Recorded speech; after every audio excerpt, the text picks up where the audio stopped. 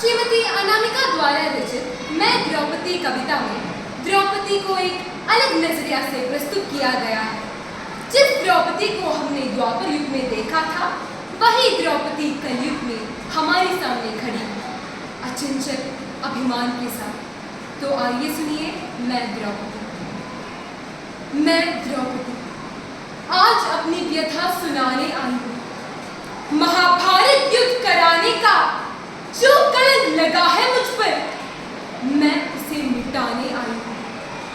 पुरुषों की इस दुनिया ने ये कैसा स्वांग रचा है, अपने लोभ के लिए किए गए इस युद्ध का भी कलंक मेरे माथे मढ़ा है। महाभारत युद्ध का बिगुल तो पहले ही बचड़ा था, जब हस्तिनापुर को लोभ ने चारों तरफ से जकड़ रखा था। भाई भाई को मारने का षड्यंत्र रचा जा रहा था। सब लोगों के मन में छल कपट भरा पड़ा था। मैं द्रौपदी उस दिन ही मर चुकी थी, जिस दिन अर्जुन के संग हस्तिनापुर चली आई थी और मां कुंती के एक शब्द ने मुझे द्रौपदी से पांचाली बना दिया था। अर्जुन ने भी हाँ में हाँ भर उस पर सहमति जता दिया। कहा पति का फर्ज निभाने के लिए उसने मेरा साथ दिया था। मैं द्रौपदी उस दिन भी चीखी थी, चिल्लाई थी, अपने सम्मान के लिए सबके सामने गिड़गिड़ाई थी। पर कटे पक्षी की भांति उस दिन भी बहुत छटपटाई थी। अपने पर होने वाले इस अत्याचार को कहाँ रोक पाई थी। उस दिन भी तो लोगों ने मौन साध रखा था। अपने पर होने वाले इस अत्याचार को देखकर भी आंखों पर पट्टी बांध रखा था।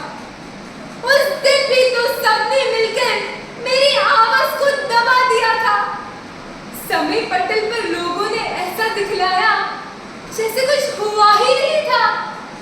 मेरे अस्तित्व पर उस दिन ही प्रश्न चिन्ह लग गए थे, जब 5 भाइयों ने मिलकर मेरे संग ब्याह रचाया था।